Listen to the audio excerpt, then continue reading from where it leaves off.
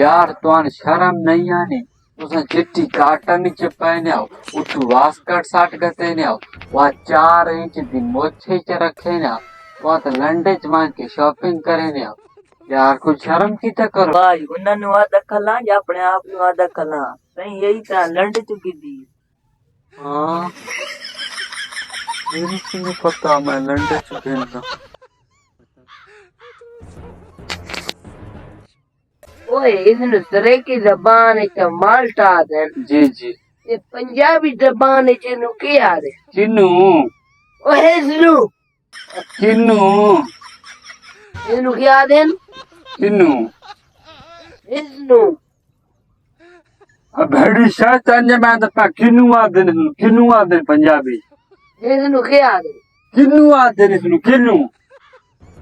نوں آدن ہاں اچھا فرق میں آتا تو لگا میں کیا کھائیں چل لگا کر کے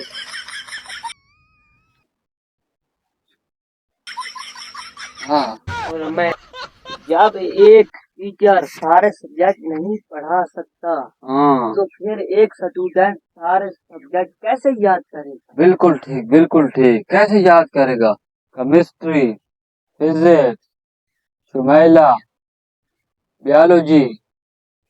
میں لگ بیالوجی کے پڑھا شمیلہ سبجیکٹ چانی سبجیکٹ